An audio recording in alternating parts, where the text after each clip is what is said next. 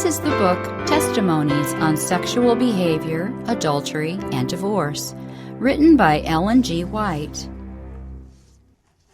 From the book's foreword come the following paragraphs.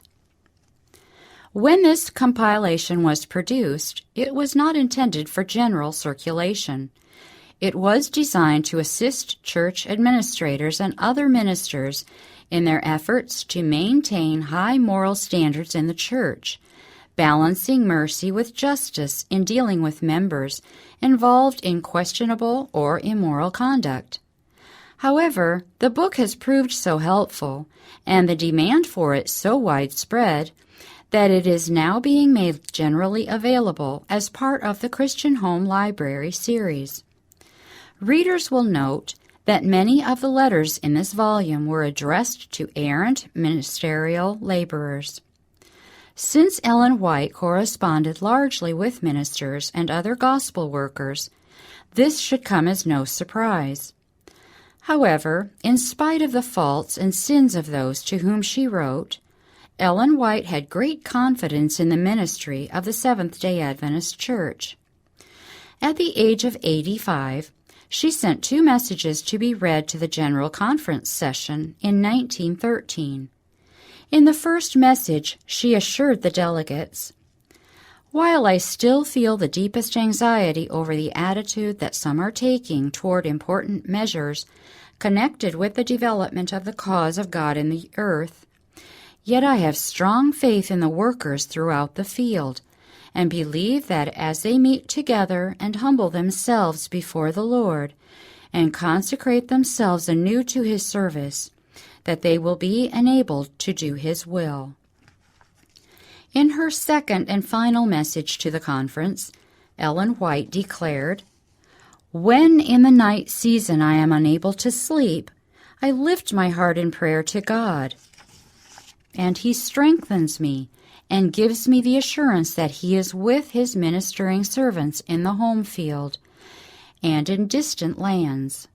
I am encouraged and blessed as I realize that the God of Israel is still guiding His people, and that He will continue to be with them, even to the end." These expressions of confidence make clear that the moral problems dealt with in the letters quoted in this volume were not general or widespread.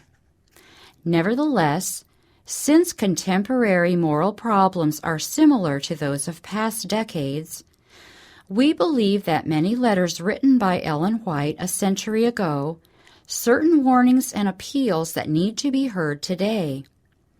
Concerning the use of her letters, Ellen White said, "I am endeavoring by the help of God to write letters that will be of a help, not merely to those to whom they are addressed, but to many others who need them." The present compilation is not designed to serve as a manual of rules for dealing with immorality, infidelity, or unscriptural divorce and remarriage. No manual could cover every possible moral irregularity. When W.C. White was asked for an authoritative statement from his mother that would serve as a standard by which to settle all cases of unscriptural marriage, he replied, "After reading the documents I sent you today, you will say, 'Well, he has not given me anything authoritative from Sister White that directly answers the question.'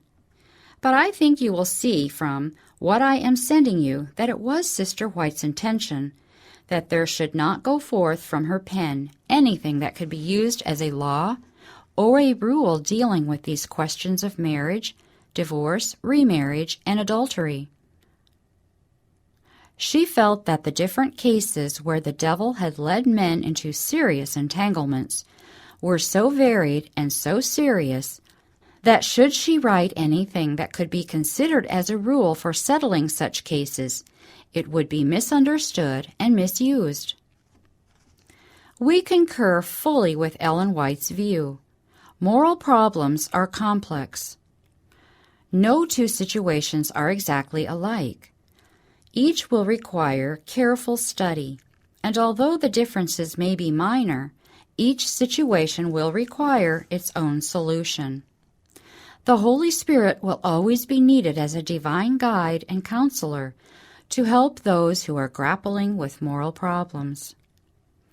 All given names in this book are genuine, but in the various problem cases cited, letters of the alphabet have been substituted for the surnames. All chapter titles and subheadings have been supplied.